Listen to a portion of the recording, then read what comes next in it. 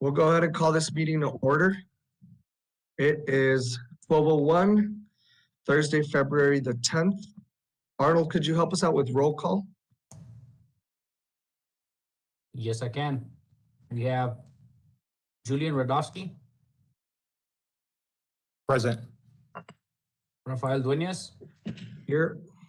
Cesar Garay, Present. Ray Rocha, Present.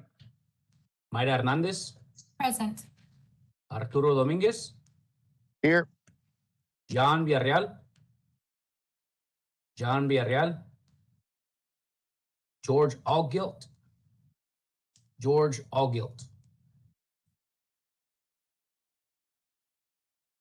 They'll probably come pretty soon. Yeah. Is that it? Yep. So we do have a quorum.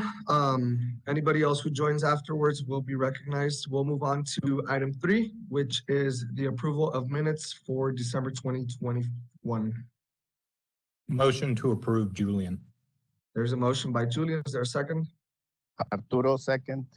Seconded by Arturo. All those in favor? Discussion? Any discussion? None heard for the call. All those in favor? Aye. Aye. Any against? None against. Motion carries unanimously. Chairman, I did forget Elia Guevara. Okay. Has she I don't- joined I in or don't- not yet? I don't see her on, but just to make sure, for the record, she's not present. Okay. As of now, Elia Guevara is not present. Do we have anyone who signed up for citizen comments? No, sir. None. We'll move on to agenda item 5A, which is a presentation update on Edax projects. So I basically just wanted to give you guys an update kind of on some things that we worked on last year. Welcome back. This is our first meeting of the year. I know that we canceled our January meeting. We worked last year, we sent over the NEC, the parklet application is something that we reviewed, and the Sister Cities Plaza. So just for our committee members, I know Julian has a little bit of more knowledge in regards to the NEZ and the parklet because he works a little more with the building. So Julian, I don't know if you could just kind of just tell us where we're at. You're muted. Sorry about that. Yeah. I wish there was just a button that I had on my computer. So where we're at with the parklets right now is they are looking to update it so that it becomes an actual ordinance. Because right now, the way it's structured, it's under the emergency order. That's been kind of put on hold in the meantime because the new building director has been restructuring the building department. So from last time I reached out, that they're working on it, but they have no update. When it comes to the NEZ, I think it's no surprise to anyone here, ever since the change of administration, that's kind of not gone anywhere at this point, nor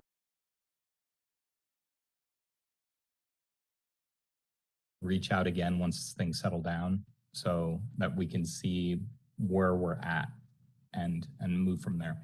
But I know what we were waiting for at the time was an update from legal, which they just basically reappointed. So at this given point, I'll probably reach out soon to see if we can schedule something with legal to get past that. Cool. Yeah, so as y'all know, all of you are mostly aware, there's been a lot of changes in the administration. So there's a lot of readjusting that needs to take place. And then we'll give them some time and then start to touch base with these projects such as the NEZ, the parklet. And regarding the Sister Plaza, the Sister Cities Plaza that was created to incentivize foreign micro investment, I know that CVB has taken it as a project upon themselves. So I'll be talking to the director, which is Eileen, and kind of just touching base with that and see how that's all coming along and anything that they need from us. I know we have great people who are more than likely and more than capable to help out. Mr. Garcia, go ahead. Yes, regarding Julian's update, Julian, let us help you as best we can. I mean, we're not attorneys and I know legal has to review, but if you need an extra meeting or you schedule one with building and you think we might be of service, we'll be glad to join in, especially in the discussions with the NEZ. We're glad to help move that along. Let us know when you'd like to schedule something, and And we can help you schedule it or try to get that meeting to move it forward. There is a lot of transition, as you mentioned, so I can see why sometimes things are falling through the cracks right now. But if we can help, let us know. For the record, I do see that George Algelt just joined us, so we'll let the record reflect that. If there's any further discussion, anybody that would like to say anything? Anyone chime in? Mr. Dueñas, could I recognize John Villarreal also has joined? Perfect. Thank you so much, Gene. I see John Villarreal has joined us as well, for the record. Thank you. We'll move on to action item 6A, which is discussion and possible action on the proposed economic development incentive agreement with Unimex, also known as Laredo Logistics Center LLC, under the Texas Chapter 380 Economic Incentive Program. This was brought by us to our Director of Economic Development, Teclo Garcia. And I do want to go ahead and welcome anyone from Unimex that is joining us, and also from TPA Group. Welcome. This group is founded to help support the city of Laredo and create some economic development projects. So we're glad that you guys are with us today, and we're interested in hearing all the great opportunities that you guys have for growth. Mr. Garcia, the floor is yours. Yes, thank you, Mr. Chairman. Before I start, let me also welcome our friends from TPA, Adam, David. Thank you for being with us. Of course, we're gonna go through Unimex first, and then we'll get to you. So if you can hang on, that'd be great. Adolfo, I think you're on. I'm not sure if Beto's on, but Adolfo Campero, welcome. We'll go through this your proposal here for project. And lastly, Mr. Chairman, I want to introduce over my left shoulder is Miriam Castillo, who's been with us for about a month now. She's working extremely hard. We've been keeping her extra hours here, probably working harder than she ever did at the chamber when she worked there, which is a joke. I know she worked much harder while she was there, but we're glad to have her. She brings a lot to the table, and you'll be seeing a lot more of her. And I want to thank also the committee members who've been very supportive, and I think it's all of you for us to be able to expand our staff and making it known to the council that we needed some help. So she's the first one of the employees that we're going to add. So much appreciated, and welcome, Miriam. Yeah, welcome, Miriam. We've actually been working on growing the economic development department for probably 3 years now. So we're excited. I mean, it's one step, but we're very excited that it's a very, very highly qualified and great asset that you bring to the team. As soon as we heard your name that you were coming on board, we all got very excited. So welcome, Miriam. Thank you. Chairman, can you hear me? This is John Villarreal. Go ahead, John. Yeah, just for the record, I had trouble logging in, but I'm here. We're fine. We're recognized your attendance. Welcome, John. Thank you.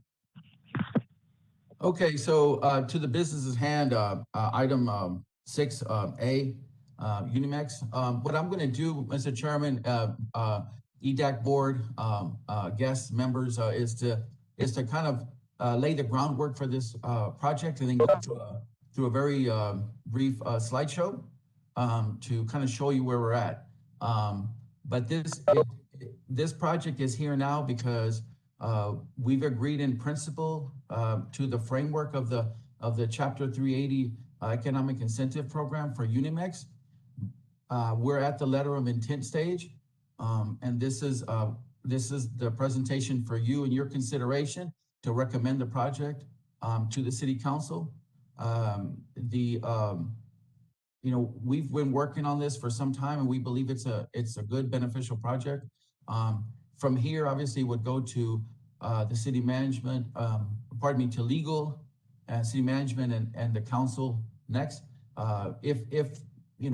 Or leaving this meeting, the legal would begin drafting the 380 agreement, and it becomes a legal document going forward. So it's an important part that we get in front of you and explain to you what the project is, and hope that you can see how it is beneficial to Laredo. So with that, I'll go ahead and start.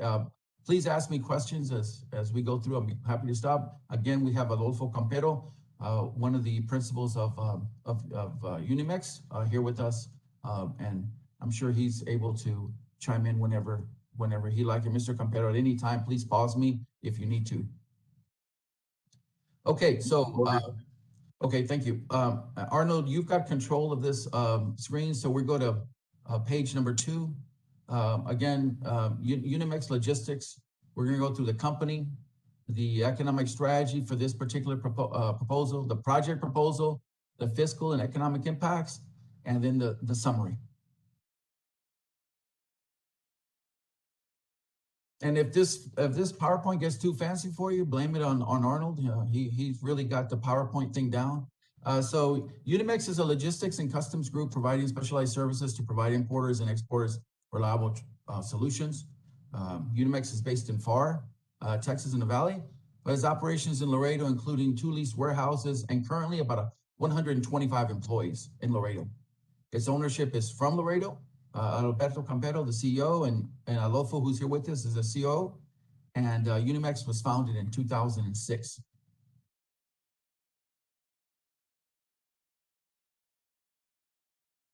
The strategy for this particular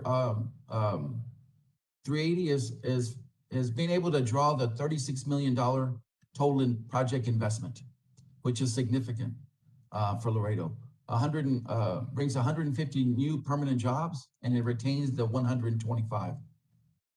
One key aspect here is the company would move its headquarters, its administrative headquarters to Laredo from the Valley. Warehousing, trucking, and administration would take place here in their new headquarters in Laredo. And lastly, this is a performance agreement, the 380.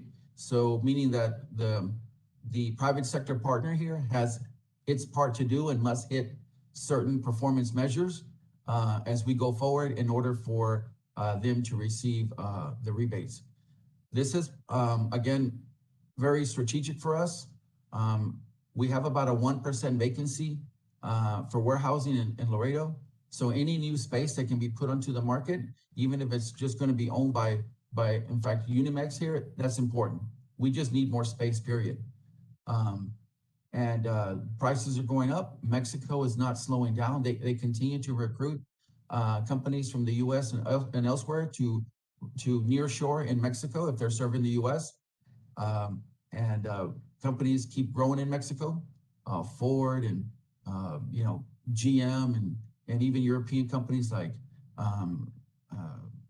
BMW, and then the aerospace from France is exploding in Querétaro. All these put pressures on our bridges and us, and we're trying to meet demand here.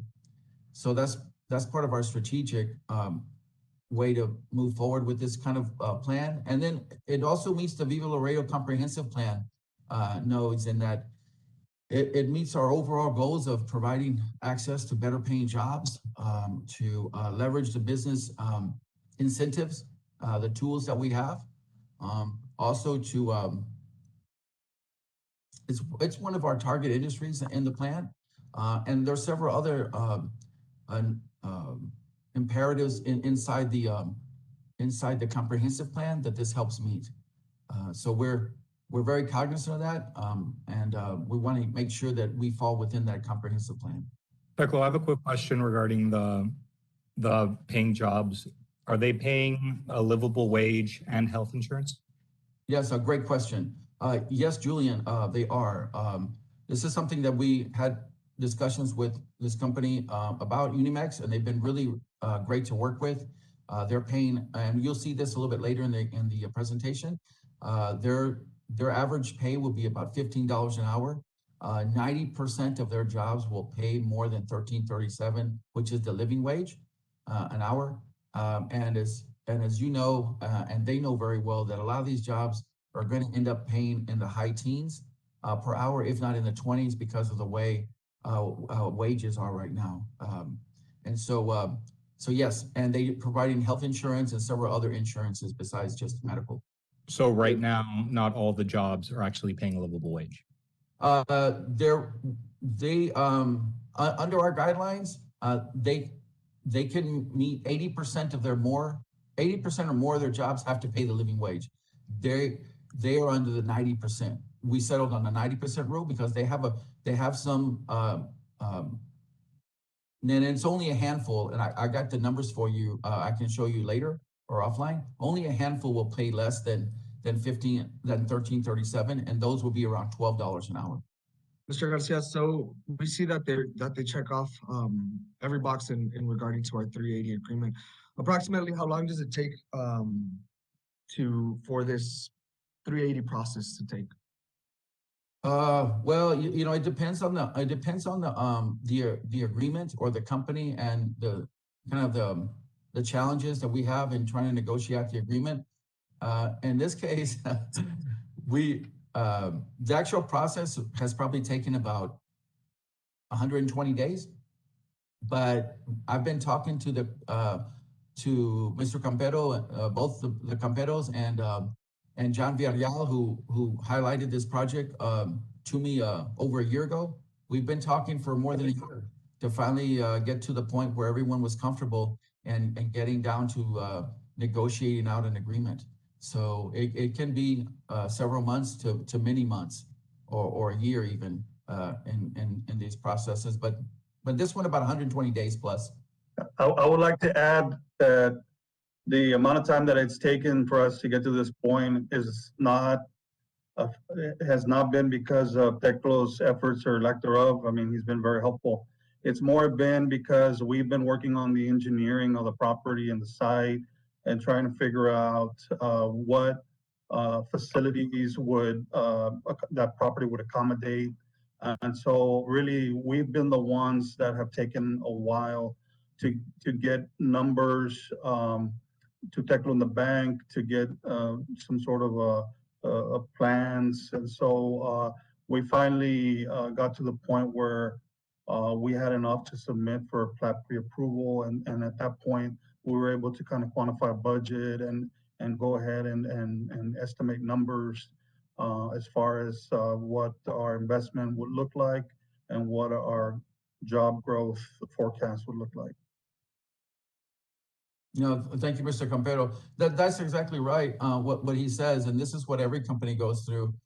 When you apply for the program through our application, there's several questions that need to be answered. In addition to that, we ask for additional information as we're vetting the company to ensure that we're not, forming a partnership with a company that either doesn't need the incentives or is not being quite transparent as they ought to be. So this process does take a while, and sometimes when you ask a company, hey, well, what's your first and second year payroll going to be? That's something maybe that they hadn't put pencil to paper yet, and that takes a while. They have to use their consultants and their bank, like Mr. Campero said, and that's why it can last 4 months or maybe even longer. So, Mr. Garcia, the 150 new permanent jobs, that's going to be contractual, meaning if they dip below that, they would be, what is the actual contract in the state when it comes to the number of jobs created? Yeah, no, that's a good question. The 150, they would have 5 years to get to that 150. And the first 2 years, they're going to hire 43 in year one, 43 in year two. And I think after that, it's like 15 or 20 per year to get to 150.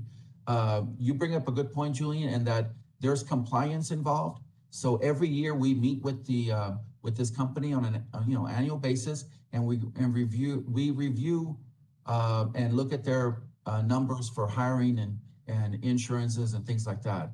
And so that's part of the compliance process that comes on the back end. That compliance won't start until they get their certificate of occupancy the year after they get their certificate of occupancy to see where they're at on their end of the bargain. Thank you. Mm-hmm. Okay, so I mentioned some of these things here on page 5. The economic incentive agreements at chapter 380. That's pretty common around the state, and it's a flexible economic incentive program that can be used in all sorts of ways. In fact, this committee here approved our guidelines for the 380 here in Laredo. The 10-year core is going to be would rebate a percentage of the property taxes. We'll show you in incoming slides what exactly that will be. property taxes to the firm based on the valuation of the project improvements, land, and personal property business taxes. The total $36 million project on 50 acres of Unimex land, the project's gonna be on 50 acres of Unimex land, which they own on North Mines Road, across the highway from where the Pinnacle at is. And we'll show you on the map where it is, but just to give you an idea where it's located. The firm moves its headquarters to Laredo. They retain 125 jobs, creates 150 new jobs, and then would add about 50 crossings per week to start, with a growth rate of about at least 3% going forward after year one. Next slide, Arnold. Thank you. There's the location. Mr. Campero, that doesn't show exactly your property line, but just want to show you show everyone where the property is. And you can see Mines Road in the middle there. Where US Code is and where Pinnacle is and where they would be in relation to the highway. Okay. This is kind of turned sideways, but this is what the developer or the business owners submitted to us as their plan, their project layout, where the warehouses are going to be in their trucking center, and some of the details of the project.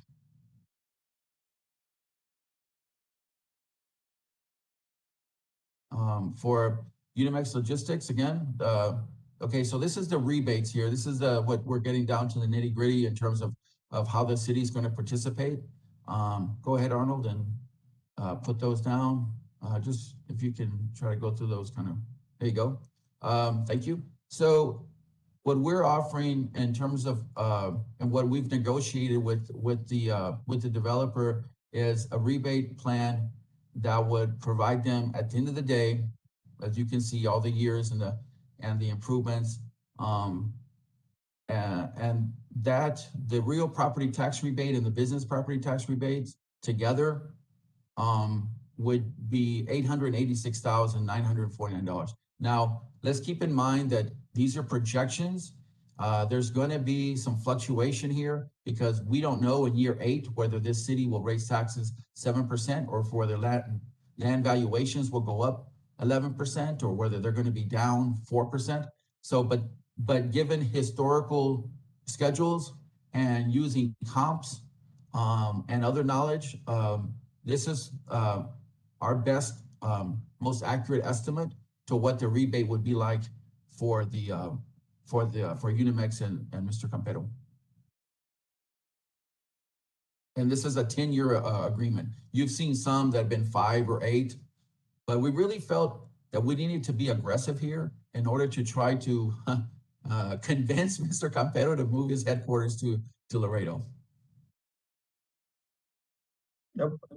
On that note, if I can add that, as Teclo mentioned, our headquarters, our base right now is down here in Park, Texas. And there's several reasons why we've concentrated our growth so far and far. Part of it is that, the property costs here are a lot lower than in Laredo.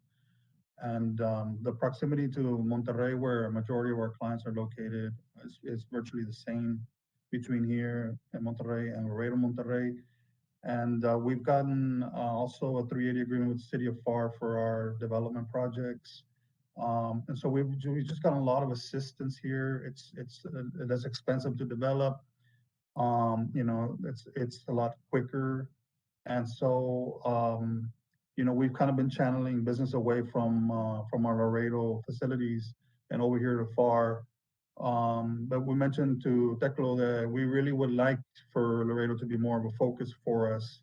And with these incentives, we're able to bridge the gap a little bit of what it costs to operate in FAR versus what it costs to operate in Laredo. So we're really appreciative of all the efforts and of this proposal because it really helps us make it viable for us to be able to route some of these operations over there. Excellent. Thank you, Mr. Campero. Yeah, we really do need to be competitive in that space. Yes, FAR is a competitor, the Valley's a competitor, but so are San Antonio and DFW and other places, and even places like Seguin that are strategically located on between I-10 and I-35 for some of these distribution and finishing warehouses. So we're very thankful for that I was able to bug the Camperos enough where they were able to listen a little bit, but no, we're very appreciative of and of them, and it does help. Their hard costs, for instance, on this land are incredible. So being cognizant of that and other things, this is why the number is where it's at. Next slide.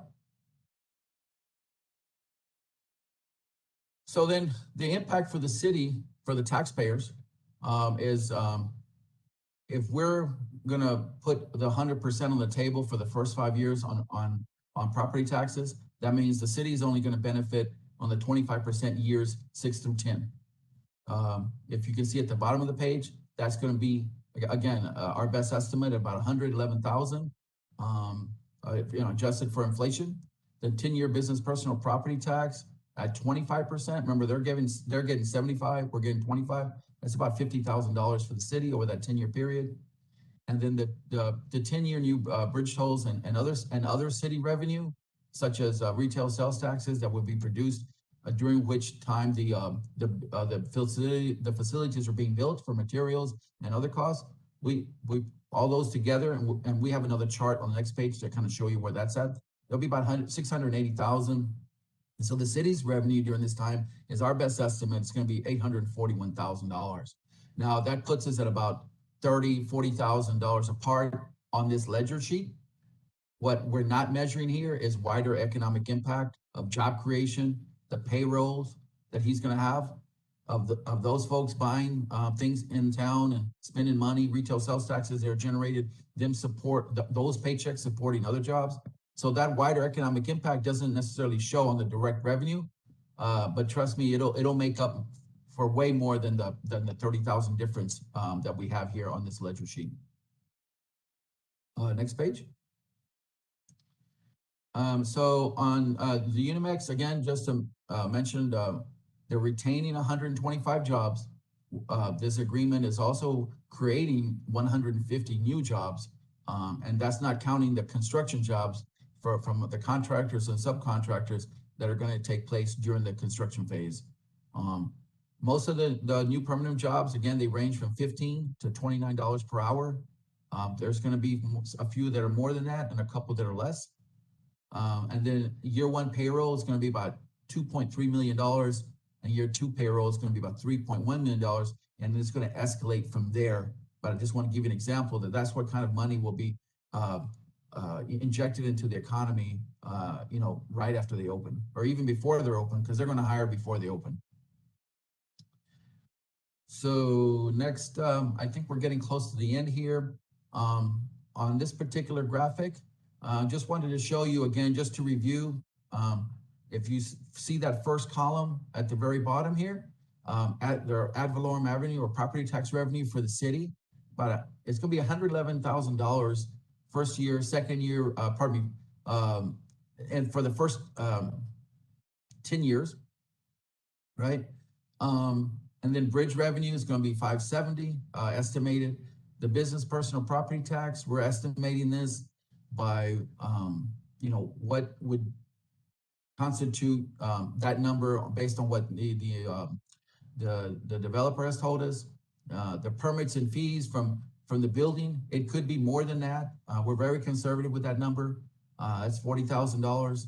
And then retail sales tax from the $30 million or so of construction would be about $60,000. And then your total direct revenue at the end of the 10 years for the city is about $831,000. The next column right underneath there, or the next row right underneath there, is what this agreement will bring over a 20-year period. After the 10 years are up, the agreement goes away and the revenue streams focus to the city. And at that point, on all those categories, at the end of the day, after 20 years, we're projecting that the city would have received by then about almost $2.6 million from this project, which is direct revenue. Again, not counting the wider economic impact of jobs and other revenues that might be created. I think that's the last page. Is that right, Arnold? Again, we're just to summarize, we're retaining a major locally owned logistics firm and trucking firm here and 125 jobs. This is going to be a two-phase project, but we're focusing on the first phase. The first phase and the second phase together is a $36 million total. It's going to create 150 additional quality jobs at $15 an hour plus. Direct city revenue, as we mentioned, we just went over those. $30 million estimated 10-year employee payroll. And then the $30 million plus after the 10 years, each, compounding and adding up each year. And then we're going to do compliance with the firm to make sure that all the numbers are being met. So given that, Mr. Chairman, on this particular project, we feel really good about moving forward with this particular project to the council based on its investment and job creation. At this point, I'm glad to field any other questions, or maybe Mr. Campero will be available as well to answer anything that you guys would like to ask. Does anyone have any questions on behalf of the committee? May I be recognized? Yeah, go ahead, Mr. Dominguez. First of all, I'd like to congratulate the Campero brothers on this nice project. And second, I would like the support from this committee to support this project and ask Teclo to take it to council for the 380 approval. And that's it. Is that your motion, Mr. Dominguez? Yes, sir, that's my motion. The motion, is there a second? Second by me, John Villarreal. Second by John Villarreal. Wait a minute, Discussion. I don't think John can vote on this. I would recommend you not vote on this Okay. particular project, John. And I think the reasons are clear why. Is there a second? I second, Ray Rocha. Seconded by Ray Rocha. Any I have a discussion? question. Go ahead. So I just figured I would be asking this moving forward. So Mr. Campero, if it wasn't for this chapter 380, would you not move forward with this project? The numbers wouldn't crunch. It wouldn't be a viable project without the 380. I mean, I'm not saying that we wouldn't keep looking for ways to make it happen, but as of right now, I don't know of any other way to make it happen. So I guess the answer to your question is, yeah, this 380 is critical for us to move forward with this project. And your headquarters right now are currently in Florida, you mentioned, right? Yes, that's correct. Perfect. We'll call for the question. All those in favor? Aye. Aye. Any against? None against. Mr. Villarreal, do you abstain? I do. Okay. So everybody's in favor except for Mr. Villarreal, who abstained. The motion passes. Congratulations, Mr. Campero, Unimex, and Mr. Garcia. We wish you guys the best on your presentation before council. Thank you all very much. And thank you, Mr. Dominguez, for your kind words. And we hope to make this very lucrative for the city of Laredo and everyone affected by the project. Thank you again. Thank you. We'll move on to action item Chairman 6B. Chairman Dueñas, may I make a comment, please? Go ahead, Gene. First of all, Mr. Campero, thank you. Congratulations. I think you made the right decision. The private sector is looking forward to working with you and supporting you in any way going forward with workforce, with data, with networking. So our services are available also through the LEDC. Thank you, Teclo. Great presentation, Arnold. Great work there. I did want to make a comment that addresses Julian's question just now about would this project go forward or not without this incentive. I think it's a fair question. I think there will be some members of City Council that will ask those questions also for every one of these agreements. But I also did want to make the comment that we're continuing to send a positive a positive message to the private sector that we're open for business. For instance, the TERS that was approved for Majestic generated a lot of great positive publicity for our community. And as we continue to adhere to the guideline that was approved by this committee and ultimately adopted by City Council, it sends that positive message. I don't think the answer for every Chapter 380 agreement is going to answer the question, no, I'm going to go forward with this project whether I get the Chapter 380 agreement or not. I think that could be the case, but we need to continue to send. I would suggest that we need to continue to send that positive message, because consultants and site selectors and businesses throughout North America and the world also will continue to see that we're open for business and we're making an investment that's going to pay long-term benefits. And also, it's if a large company is coming to town and spending dozens or hundreds of millions of dollars, we want to make this process efficient and fast and as user-friendly as possible for their next project also, which may be on the bubble. We may be competing with an Eagle Pass or a McAllen or a FAR or a San Antonio or a Dallas. So with those comments, I hope I made some points. Thank you, sir. And for the record, that is Gene Lindgreen, who is the director of the Laredo Economic Development Corporation. Mr. Chairman, may I be heard? Yeah. So, I mean, just to kind of underscore Mr. Rodnowski's question, and Mr. Campero answered the question correctly, but for this Chapter 380 agreement, would your project continue on?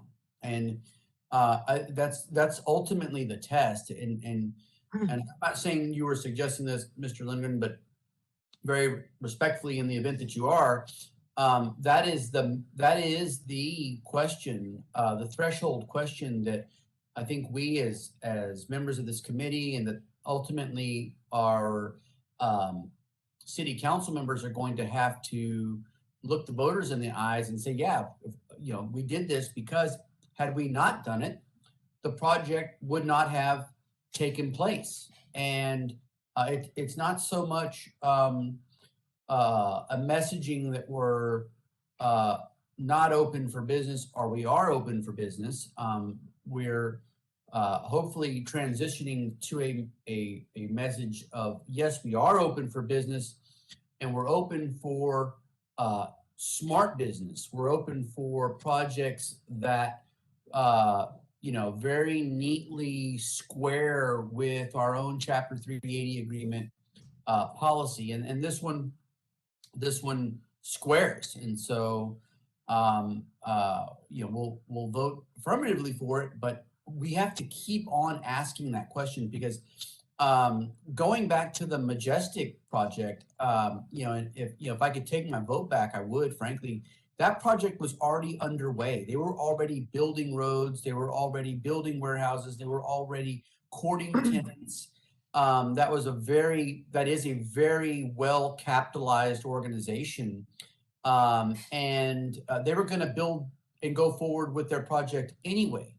And what we broadcasted, the message we sent on that one is that, Laredo is just, I guess, desperate to do a TERS in that instance. And I think that's something that we need to take a closer look at.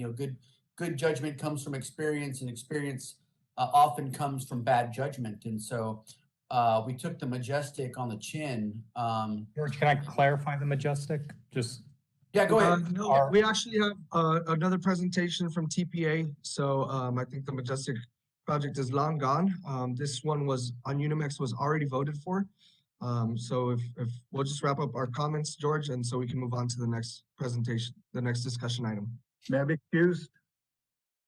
Yeah. Okay, thank you very much again. Appreciate it. Thank you, Mr. Campero, for joining us. Those are all. Okay, so we'll move on to action item 6B, which is discussion and possible action on proposed economic development incentive agreement with TPA Group also known as Laredo Logistics Land LLC, under the Texas Chapter 380 Economic Incentive Program. Mr. Garcia, our Economic Development Director, the floor is yours.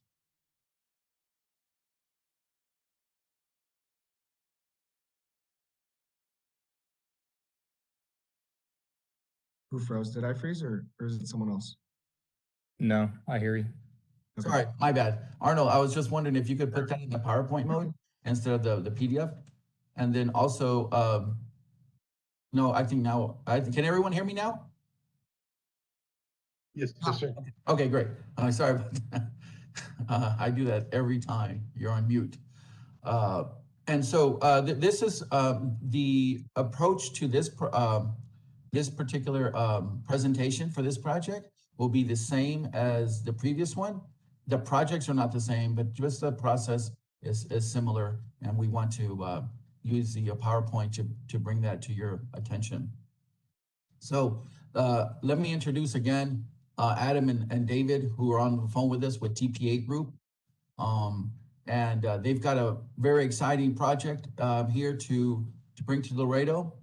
This is a project that the Laredo EDC and the private sector kind of worked on together and brought to the attention of the Economic Development Department. So Gene, thank you very much for working with Adam and and David and the real estate brokers who were involved. We appreciate you bringing it to this point. What we did here, Mr. Chairman, when the Laredo EDC does some of the front end work on these kind of projects, what we do is we mainly has been me in the past, but now with Miriam and Arnold more engaged, you know, we do the math and then we start helping to negotiate this project to where everyone is happy and the needs for the city are being met as well. So that's how this sort of worked out. Adam, David, I'm gonna go ahead and start on this and kind of go through it. Y'all jump in when you feel necessary. If I miss something or you think something needs to be recovered. And again, with the advisory committee, y'all can, you know, stop me to ask a question whenever you'd like. So a little bit on TPA Group, or pardon me, let's go to the table of contents here really quick. We're going to talk about the company. We're talking about our strategy. We're going to talk about the project itself, the economic impacts, and then we'll do the summary. So TPA is a solid, very reputable company that's done business across the country, primarily in real estate and developing, you know, multi-business building business parks, industrial parks, a lot of warehousing, distribution centers across the country. They've got a huge portfolio stretching from Florida to California up to the Northeast. We're very proud to get involved and potentially have them as a partner in helping Laredo develop and also to create more industrial space here in Laredo. Next page. Okay, thank you, Arnold. So the strategy going forward again, we have a project here that's a $100 million project. The firm projects up to 940 new full-time jobs. Now, just to be clear, TPA in this particular case, they are building the buildings. They bought the land, they're building the buildings, but then they will lease the buildings, and those tenants would bring in those jobs. I'll get more on that later with you. This is a Class A distribution center, but from what we've seen and what I'm going to show you, by all accounts, grade A space. What we would like to see here in Laredo, almost 1 million square feet. The largest building has almost 500,000 square feet. Now, this is really important because we have not seen that here in Laredo except on rare occasion. I think Jamco recently bought a Killam building that's about 500,000 square feet. And Majestic, who was mentioned earlier, they're beginning to build large buildings too. But this is where, in a space where we have not been competitive, with the Houstons and the DFWs in large spaces. And sometimes single users want one large space. We have lost a couple of clients who've asked for 300,000 plus feet and they need it ASAP. Well, that's just not gonna happen. We don't have it, our market's too tight, and then we just don't have those kind of buildings. But with TPA's entry into the market, we've received even more interest from other folks wanting to build this size of facility. So we're happy to welcome TPA in with this kind of proposal. Again, this is a Chapter 80. Can you go back really quick, Arnold? I'm sorry. Just to hit that last point, just like the other project, this is a Chapter 380 performance agreement. And of course, the developer has to meet certain points in order to receive the rebate that we're proposing. Also, this is strategic. Again, we need the space. And two, it's part of the comprehensive plan and the economic development chapter, and it meets a lot of those points as well. Go ahead, Arnold. Thank you. The project proposal, again, Chapter 380 economic incentive, performance based. It's will be a 10-year agreement as well. This is a $100 million project. This is the largest project that Laredo has ever done a 380 with in terms of its value. And then it's on about 70 acres off of I-35 in the Unitech area. And the project will serve as a distribution facilities in a mix of, rear load and cross deck configurations. 3 warehouses altogether, and they're going to have different clients, and they're going to be right on 35. This makes it a very valuable piece of property.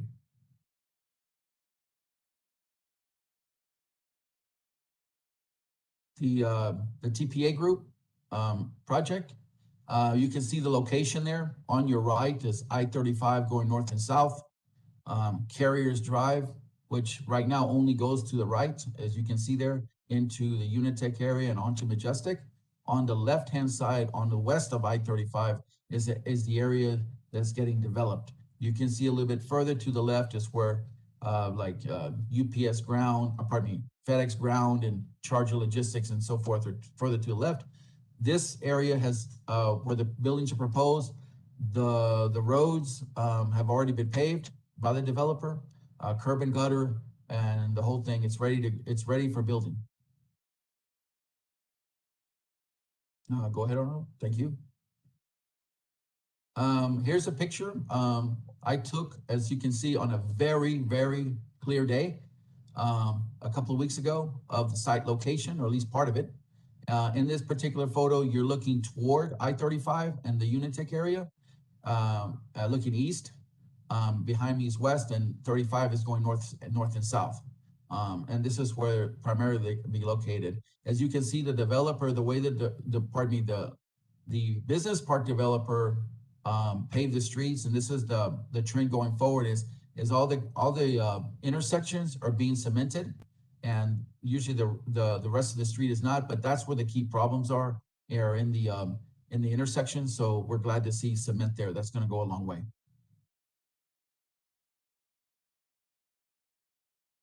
Again, here's the fiscal economic impacts of Florida. This is a fiscal impact. As you can see here, what we did and came to an agreement with the developer based on the investment from the Laredo, from the developer is we just went down the middle in a kind of true partnership with the property tax rebate on this particular property. At the end of the day, adjusted for inflation, the 10-year total for the rebate would be $1.1 million or $1.2 million. Like I said, give or take, an error rate or, that are adjusted, for other things. That's what it's going to be about after 10 years. And that's only, if you think about it this way, that's only 1% of their overall project.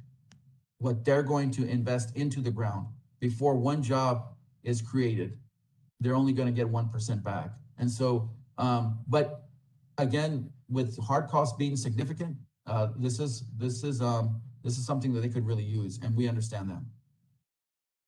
So the city would get the same in terms of the first 10 years, would be 1.167 or 1.2 million in terms of revenue. I think you went the other way, Arnold. Oh no, you're right. Okay, so and that's what it would be like for the city. It's the same as the business, as TPA group. Go ahead, Arnold, next page. So on our chart, as we can see, again, just to explain to everybody, the first 10 years, the ad valorem taxes are 1.167.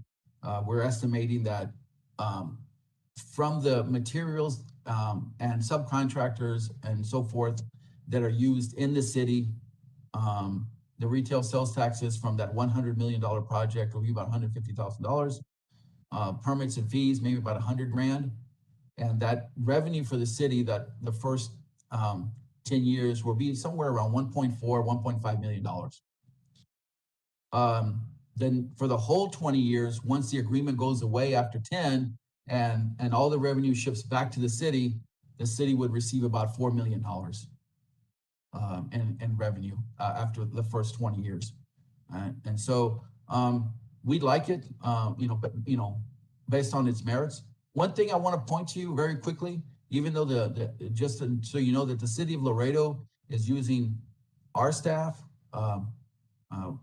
Gene did his part, but in terms of doing the math and everything that we've done here, we use City of Laredo funds for that. However, if you look in that brown box to the right of the chart, that's how much the school districts, United ISD, Webb County, and Laredo College are going to receive during the 10 years. But just to remind everybody, it's the City of Laredo that's doing the economic development efforts here, but that's the windfall that they get from our efforts. Okay, next page. Again, just in summary, this is a state-of-the-art facility. We're proud to be working with them in a partnership to create this sort of space for the market. It's a $100 million project. We don't walk around saying that kind of stuff every day here. The developer is estimating 940 jobs created by these developments. The 10-year direct revenue for the city, 1.5, as I mentioned, and then $4.5 million in 20 years. And that's just direct revenue. That's not mentioned, including the wider economic impact with jobs and several other factors. Nearly $1 million 1 million square feet addresses a shortage and tries to handle the explosive growth that we're dealing with. And then of course the compliance aspect is we will meet with the developer on an annual basis to make sure that the all aspects of the agreement are being met. One other thing I'd like to mention here very quickly is that what's not included in here is the clients of TPA that are going to take this space. So if they have multinational companies that come in here and create hundreds of new jobs and have a lot of inventory, that personal business property tax is something that we can't account for now because we don't know who the company is coming in. So you can expect, tens of thousands of dollars more per year for the city, along with other economic impact factors that will also help this project, help the city of Laredo, not just a direct revenue. So with that, Mr. Chairman, I'm finished with the regular presentation. Teclo, I have a question. This is John Villarreal. Yes, sir. So if the tenants come in for a Chapter 380, would we be double dipping? The tenants can come in for a Chapter 380, but the tenants will be leasing, so they wouldn't get a real property tax rebate. They don't own the property, they can't get it, and we wouldn't give it to them. They can ask for a business personal property tax rebate, which is something that TPA is not getting, but the tenant can get. Okay. George typed in the chat, has the new city manager approved this yet? I've spoken with him about it, and I'm recommending the project to him. And so he has not approved it yet, but it's the council who gets approval in the end, and not the city manager. Right. Mr. Garcia, I have a question regarding the performance. So what is the performance metric that they need to meet? That if they fail to, then the agreement is void? Well, on this particular case, the clawback would have to be different. Hold on, Julian, I lost my place here. I'm just trying to understand I understand when the previous item, we gave a Chapter 380 agreement to an individual that was going to create jobs at a livable wage.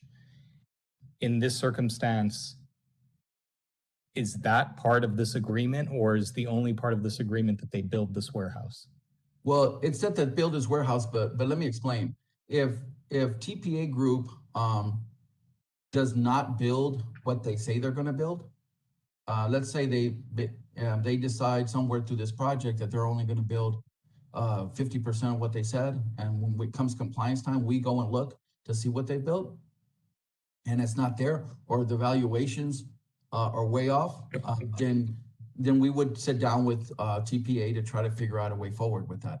They have to, in this case, they have to put into the ground what they say they're going to put into the ground, Julian. And you're exactly right. There isn't an employment measurement here. So Who's ultimately, who's the employer? The tenants would be the ultimate employers? Well, the tenants have their part, and that's the employment part, and the business personal property tax. If we decide to enter in some sort of an economic incentive with the tenant, that will be separate from this. Who's responsible in employing the amount of jobs that we have in the 380 agreement and making sure that they're being paid at least at Yes. living minimum wage? Because our agreement is with TPA, not with the tenants. That would be a separate, a totally separate agreement with the tenant if we decided to do that. And I would come back to y'all with that particular agreement with XYZ company who says we're going to hire 200 people at $20 an hour. And then they would be responsible for that. For the facilities, that's TPA's responsibility.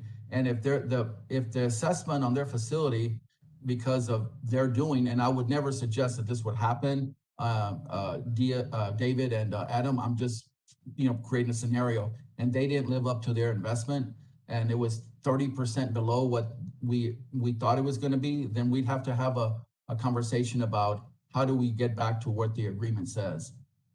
Well, so Mr. Dueñas, what he's laying out is that there is no guaranteed creation of jobs in this. What we would be agreeing to is giving a Chapter 380 for them to build this, and that's it. So any of those tenants can do whatever they like when it comes to what they decide, that being health insurance or no health insurance, or a livable wage or not livable wage. This is completely separate from that. Mm-hmm. So if we give this Chapter 380,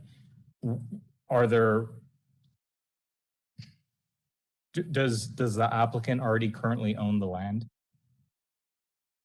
They, I believe so, David. If y'all closed on the property, is that correct? Yeah, they own the property already. They have not gone through the plating and the planning and zoning processes, and that's not been done. Mr. Chairman, can I make a comment? Go ahead, Gene. Again, I'm Gene Lindgren, President, CEO of the Laredo Economic Development Corporation. We partner with the city, but we are the private nonprofit organization who has a staff plus a membership and a board whose main job is to attract and promote and create investment and jobs. A lot of our activity is fielding RFIs and RFQs for prospective companies and site selectors that are looking for industrial space. We have, like Teclo mentioned earlier, we have been out of the running for several opportunities over the last year because we have nothing to offer. And so I would suggest that this is an important project that the city subsidizes through a tax rebate and still has a win-win because we don't have anything to offer when companies are calling us, what do you have in terms of a 250, 300, 400, 500,000 square foot facility? We're losing out on the companies that would be employing these hundreds of employees. And so that's what I wanted to comment. Thank you. Mr. I have a question. I'm sorry. Teclo, how many new roads are gonna be created for that facility to go in and out? The developer has built roads for that particular business park that would connect to, I forget the name of the street that goes, the main street that goes in front of Charger and FedEx Ground, and is it Westway or something like that? I'm not sure. And then this facility also connects to the access roads of I-35 around that Unitech area, north of or south of where the truck stops and Denny's and all that is. So out of that congestion, trucks can get on 35 going south directly from this development to the streets that the developer built. Thank you. You Mr. think that, May I be recognized? I think you have something else, George, really quick before you ask yours. Arturo, were you asking something else? you think that's enough for this type of project, for this size of warehouse? My first inclination, and I didn't do a traffic analysis, that's for the developers and the engineers to do, but I think there's sufficient access in and out for that particular development. There's also one more out that they're going to have on carriers once that gets finished, Mr. Dominguez. So yes, the answer is yes to that. Mr. Garcia, doesn't our Chapter 380 policy have a livable wages and health insurance component to it? It is if you're hiring employees. You're right, you're exactly right. It does. They're not hiring permanent employees. They're building the warehouse. They're the investor here. They're building warehouses and leasing the warehouses. Yeah, but I'm not aware of our Chapter 380 policy being designed for just construction. I thought it had to do, my understanding is it has to do with paying a living wage and the health insurance component. No, you're right. You're right, George. But that is for new permanent full-time employees, not for construction employees, not for temporary employees. And so they won't have full-time employees once they get their certificate of occupancy. They won't have full-time employees there. Yeah, I get it, but our Chapter 380 policy doesn't cover this situation. And in light of that. No, it does. It does cover it, Mr. Algut. It says that if there's a significant investment for building only for construction, that is allowable under the 380 policy that we have that the city council adopted. Mr. Garcia, my concern with this project is that as a commercial broker myself, you build these warehouses, they get leased in a second. There's rates have gone through the roof. I don't see why this project wouldn't move forward if it wasn't for this incentive. If it had possibly an agreement attached to it that referred to, those tenants, and this is more on the difficult side, but I think this is where this is going at this point, is if there was something tied to jobs where the tenants were required to pay a livable wage and all those things, I think I can get behind it. But God, if I had land, I would build a warehouse right now, and I am not these individuals, and I can't pretend to be, and I can't make those decisions on behalf of them, but I don't feel that this meets that standard. Julian, you bring up some good points, and I agree with you actually on them because it doesn't take anyone to see that space is being rented out and leased out very quickly here, right? Here's the issue though. We're not building this size of warehouse, nor are we receiving $100 million investments. And in our guidelines, we talk about applying our 380 guidelines to unique projects. And so this is a unique project in my mind, that it's building 1 million square feet in one fell swoop. instead of 50,000 or 100,000. And we haven't had that before. And so that's one of the reasons I got behind this project. And I would recommend it to the council under those same grounds. I don't disagree with what you're saying. I just think that this project is big enough and unique enough that it deserves that sort of, I guess, attention.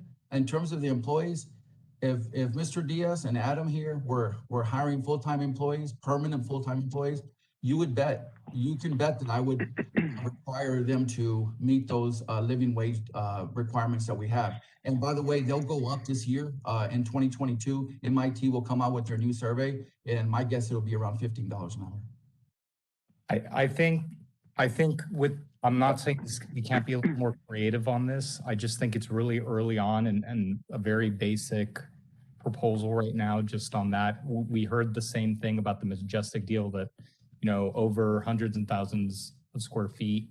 I'm not sure I feel comfortable moving forward. So I don't want to say that we should not approve this, but I do think we can attach some more stipulations. So at the meantime, I would have a motion to table and see if we can get a tighter agreement that would show the job creation behind it or some other economic incentive that they would be bringing besides just building warehouse. There's a motion to table. Is there a second? Wait, hold on. Before you motion to table, Second, and I think George needs to be heard first. Sorry, George.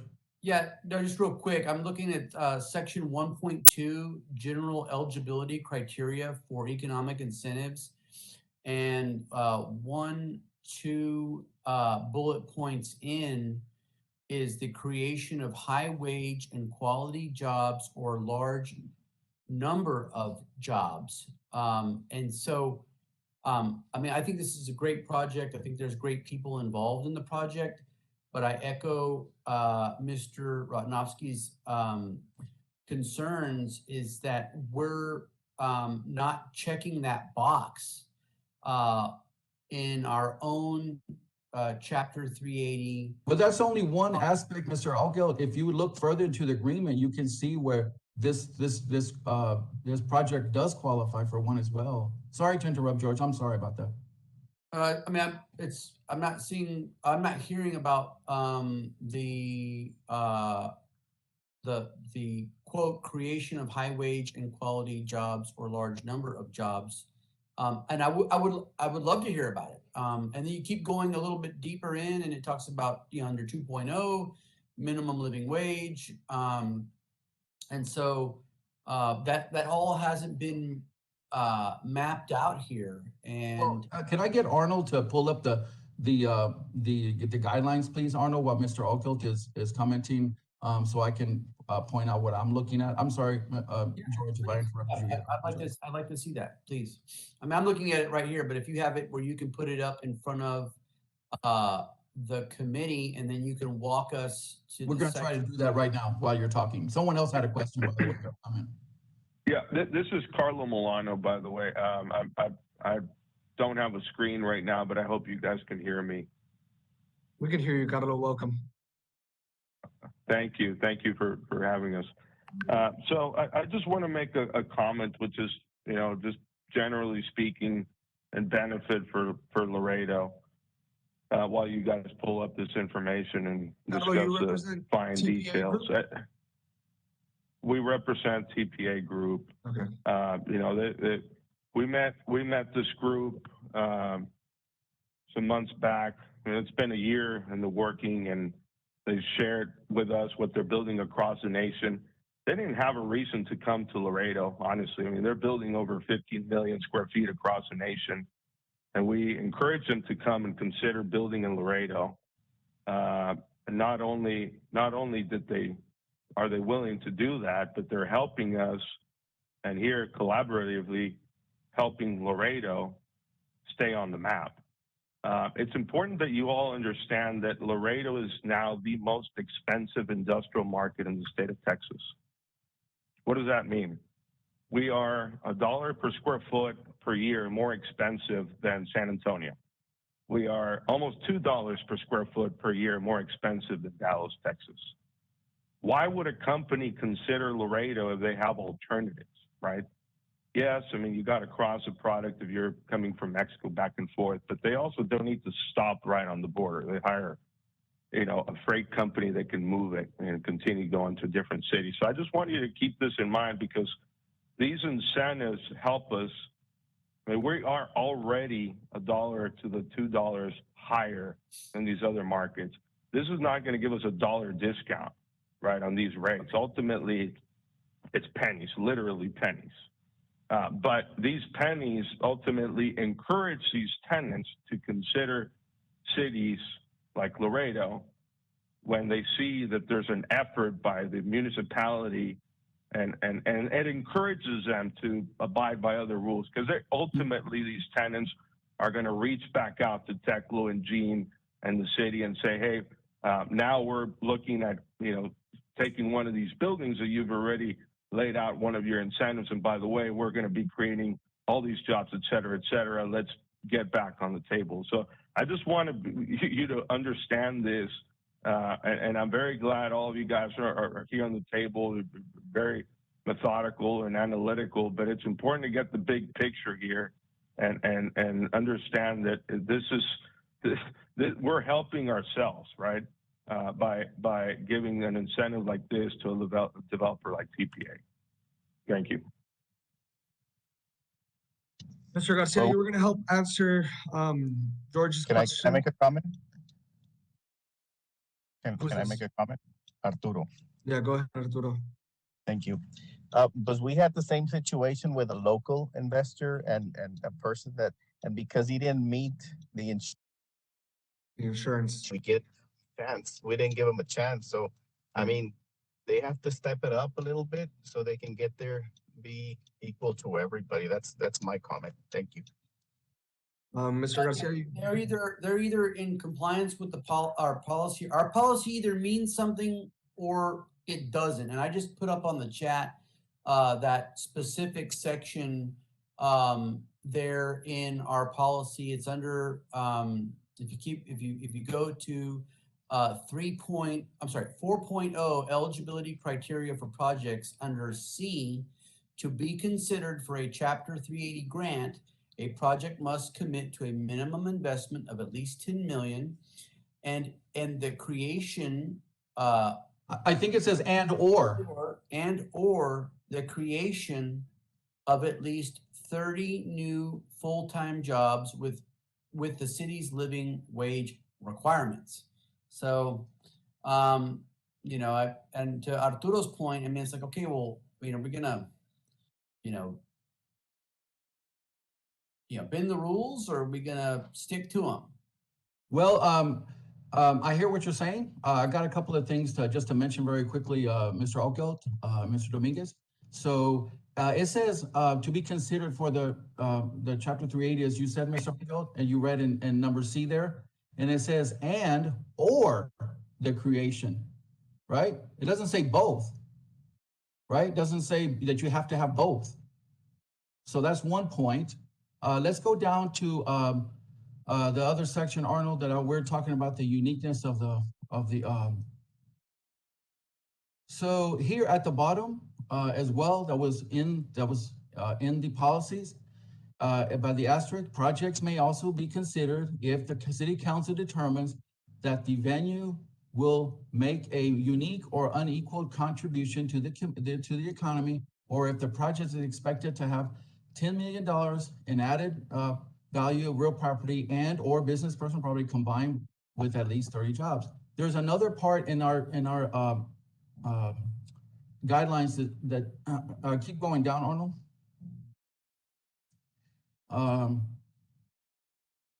Let's see, keep going.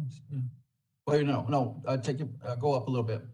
To special considerations, city council may waive certain incentive requirements if the business project is a company that will locate a primary or regional headquarters to Laredo, is a tech firm, which thank you, Julian, we put that in there, research or development business, professional services or teaching medical facility that will create multiple high-paying jobs, wages and benefits rules, however, still apply. So the expansions, again, there's lots of, scroll down a little bit, keep going.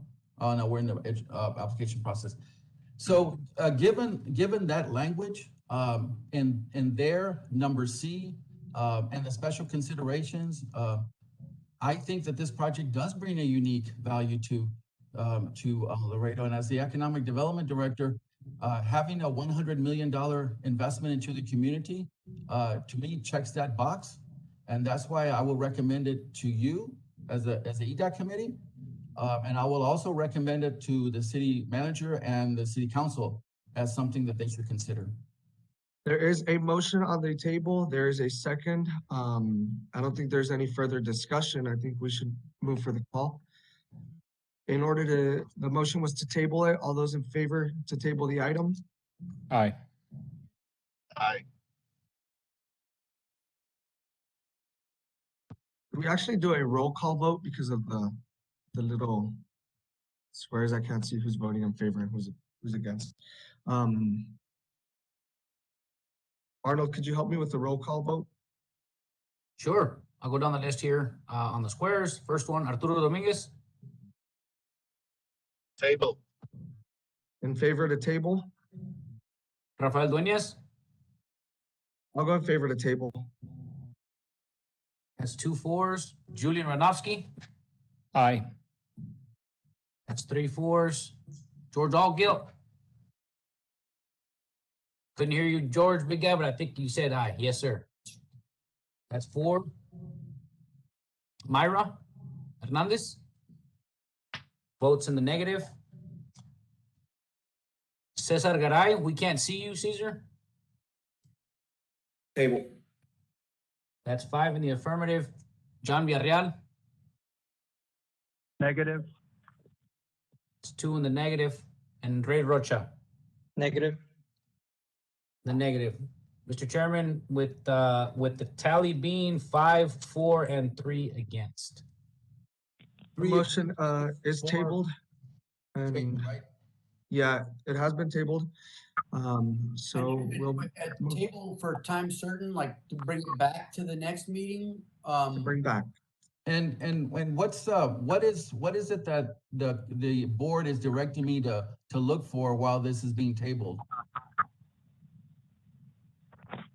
The suggestion that I gave is to tie it at least to some form of job creation, or I don't know, be a little more creative. I just feel like with taxpayer dollars to a piece of land that's already acquired that makes complete sense to build right now, it's a little too close. That's one opinion. The developer, I'll let the developer chime in here very quickly. But in the developer's plans, and it was also in our PowerPoint, they project that, and it won't be their employees, but they project that about 940 jobs will be created from this development. Maybe if we can tie that those jobs have to be paying, a livable wage with health insurance. You're exactly right, Julian. But here's the issue. Here's the challenge. It's not TPA's employees. So if XYZ company shows up and says, hey, we want to pay our guys $12 an hour, TPA can't enforce that. That's not their guys. So that's the issue. That is why that's out of TPA's control. And we would form that though with that company, if that company applied for a discount or a rebate, we would do that with that company. We'll move on to action item 6C. Well, can you give the developer a chance to speak if you'd like? Yeah. David, you or me? Can you hear me? I think David's on mute. Yeah, David, you're on mute. Hey, can you hear me now? Yes, sir. Yeah, no, thank you. And I don't want to be repetitive. I want to thank you all for allowing us to come in front of you and present the project. Carlo touched on it, but when we do these industrial leases, they are triple net leases, and so the tenants are the ones receiving the ultimate benefit, as they are the ones ultimately who have the financial responsibility for these property taxes. So while we do own the land currently, we're in the process of making the decision of, do we go ahead and develop all 3 buildings? obviously, while we own the land right now, we're responding to certain RFPs from tenants who are looking to come into town. And so every time we develop across the country, Kansas City, El Paso, Tucson, we've seen that having these incentives has allowed us to be more competitive. And in El Paso, we're going through it right now where we've got requirements in the Southwest region. With these incentives in place, these tenants are looking at their all-in real estate cost. And if the rent is $7 a foot per year and their operating expenses are $2 a foot, being able to say, well, your property taxes, instead of being $1, it's going to be 50 cents. They're comparing their options. Do I go to El Paso? Do I go to Phoenix? With these incentives in place, it just allows us to be more competitive, to bring more jobs to the market. And so totally understand where you guys are coming from. We can't say that we are going to employ 940 permanent employees. We are going to bring construction jobs if we decide to develop these 3 buildings, but ultimately it is the tenants who will bring the permanent jobs. And when we're making these decisions with construction costs and how they've risen drastically, it's a risky investment to invest this type of capital. And so we can't just assume that there's a 100% chance that we're going to lease these buildings up. We have to assume we're going to have to carry them for a little bit of time while they do get leased up. And so obviously having an abatement in place for those tax years where we don't have income from tenants just helps us on our math. And so we appreciate your time. We'll think of ways to get creative, understand the concerns. Just wanted to chime in and say that. And Adam, I'll let David, you. regarding the construction, how do you guys go about that? Do you guys bring in contractors from other cities? Are you guys going to look for local contractors? How exactly would that work? Because you're bringing in these jobs, but are those jobs local, or are you bringing in people from out of town? Both options right now. And I work more on the asset management side, leasing. Adam Dewar is our development director, so he may be able to explain in detail, but we have both local and regional options for general contractors. We don't have in-house general contractor. And so, yes, we do third party on leasing. Carla Milano with Forum represents us, and we will bring in a third party GC, including local option that we're in discussions right now. But yeah, like I mentioned, we haven't made a decision to go vertical yet. And so we do not have a general contractor selected quite yet.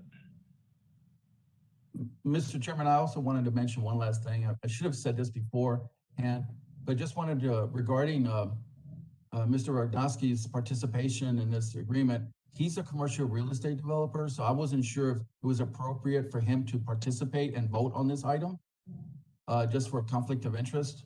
I just wanted to bring that up. I don't currently own any industrial land or industrial warehouses. That's nonsense. And I don't appreciate that, Mr. Garcia. Come on. Teclo, the other thing is that I don't know if you've spelled out, this is John Villarreal, what are conflicts of interest? I don't know if you have something in place, because with that last project, I guess if you have something, or you let me know beforehand. Well, in that case, Mr. Villarreal, John, you were the broker. Sorry, you were the banker for those guys, for the Camperos, so that's why I brought that up. I want to see all the policy in place, or at least let me know beforehand. I mean, what we used to do back in the day, staff would give. I understand that, but do you have those policies in place that you can show me? And I'll be more than glad to abide, or anybody from this committee would be more than glad to abide, because nobody likes to be called out for conflict of interest. You're making a subjective call. Out of every single chapter 380 that you had me agree on, that wasn't a concern, but when I disagree, it's a concern.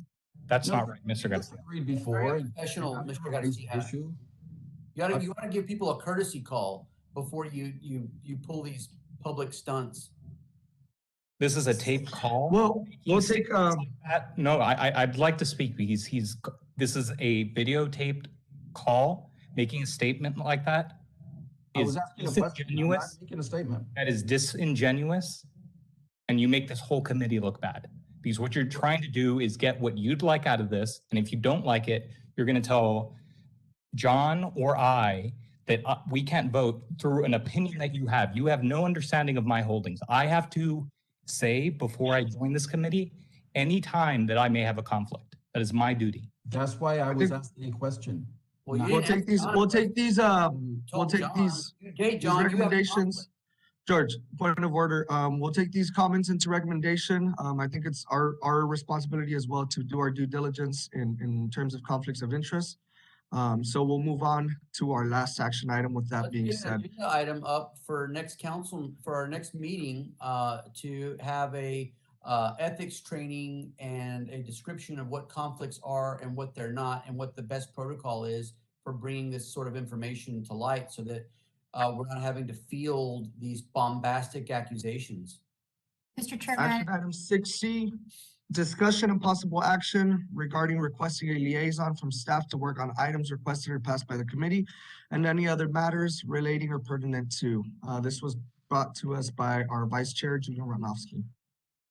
So I'm going to keep it short and maybe we'll just add it to the next meeting because everyone's time, very costly to everyone. But this item is regarding the fact that last year we passed a lot of items that we brought as individuals and nothing really ever got brought to council. I know a lot of that was due to the lack of staffing that our economic development department had. But now that some staffing has been relieved, what I don't think just me, but other individuals are looking for on this committee is someone that can follow through. I know a lot of the confusion with all these Chapter 380s is we do have an economic development strategy or comprehensive plan on this, but when it comes to being able to value these projects, not just for dollar to dollar, but quality of life and the other aspects that we're supposed to be measuring it in, we keep kind of failing at that. And furthermore, I know a huge item that we approved last year was, let me pull it up, was regarding, sorry, I had them all here, the cluster analysis that never really went anywhere. So I guess my motion is to request from the Economic Development Department to at least give us one individual liaison that we can communicate with so that there's never a question of who we should speak to, and at least there'll never be any conflicts of when it comes to who we should have spoken to regarding So- items. So I stand behind you regarding this this item. However, we can't instruct staff directly. I do agree with you that there has been a lot of stuff that has been approved here that we've passed, that we've worked on, and we don't see it come up to the council agenda. So I did go ahead and start asking people and making some calls, and came to the realization, I was informed that this is posted on Friday's report, correct, Mr. Garcia? If there's a recommendation from this council, this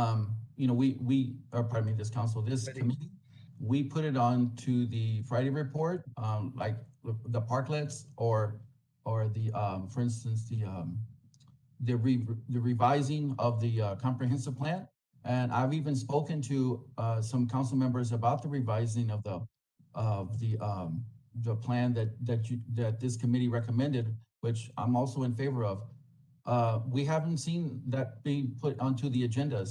And Mr. Algill is here with us, and sometimes he knows that Friday report can get voluminous, and sometimes maybe those items aren't being seen directly by council.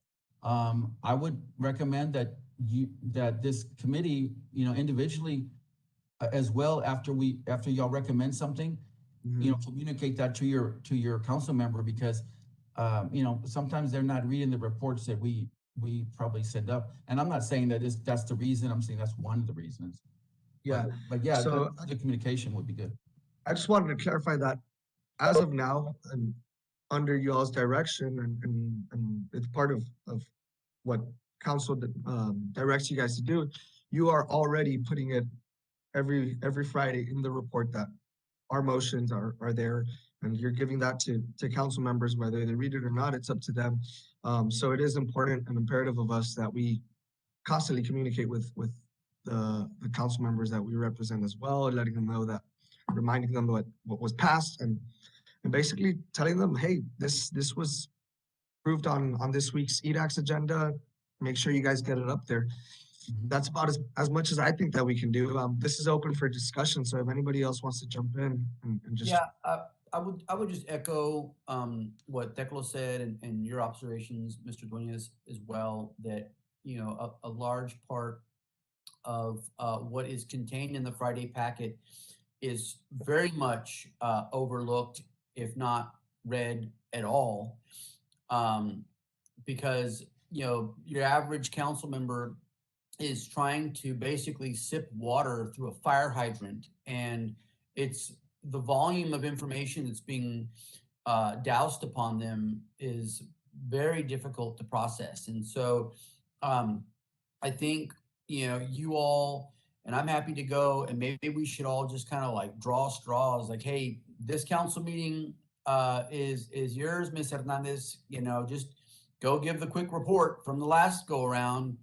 Next time it shifts over to John or Arturo, just so that we're, you know, letting them know that this committee is, you know, not some sort of rubber stamp for staff, and that we have a collective conscience of our own, and these are the matters that they should look into.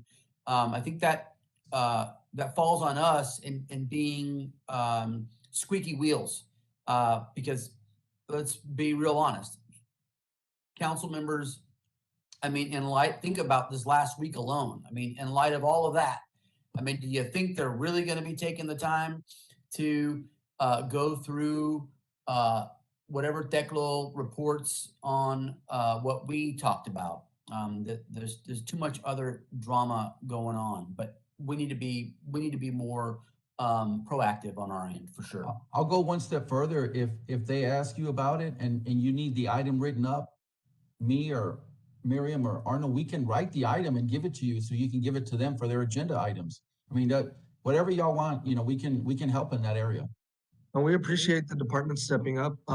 It's just, like Julian said, it kind of feels like nothing is being done, but we came to the realization that you guys are definitely putting in the work. It's a lot. So we definitely need to be in communication with our council members, letting them know what is going on in EDAC as well. Now, just very quickly, Mr. Chairman, going back to the agenda altogether, you know, if this committee does not recommend something, or does recommend something, or table something, you know, I still would take it to council and say, hey, they didn't recommend this project, but I recommend it, or they did recommend it, or they'll ask me, hey, well, where was the EDAC committee on this? And I'll say, well, they didn't recommend it, or tabled it, or whatever. Now, I could still do that. I'd rather resolve the question that Mr. Julian asked and try to get that done for the next meeting, you know, so everyone can get behind this project. I still believe in it and stand where I wasn't previous, but just to let you know, as an advisory committee, you know, I still have the option to do that. And Mr. Garcia, we have the option to go to those council meetings and actually discuss the perspective of the reason behind the vote. Yes. And not just be stated that we didn't approve it and not give a reason behind it. No, you, and I don't know if you've been there, or was it George or somebody else, or maybe Rafa's been to a couple to explain votes, for sure. Perfect. I don't think there's any action required regarding this. I think we got some clarification and just came to the realization that we need to be in more communication with our council members regarding the projects that we're working on and the motions that we're working on. And just kidding. Is that fine with you, Julian? Yeah, we did closer. Anything you want to share with us? No, I just wanted to throw in a joke. With that being said, is there a motion to adjourn? Motion. Second. By Mayra Hernandez, seconded by Julian Romanowski. Thank you, everyone. Appreciate it. Discussion. Thank you so much to everyone. I don't know if LEDC is still on. Yes, we are. Gene, thank you for joining us today. All those in favor to adjourn? Aye. Aye. Aye. Any against? None against. Motion carries unanimously. We are adjourned. Thank you guys so much for everything. Y'all have a great week.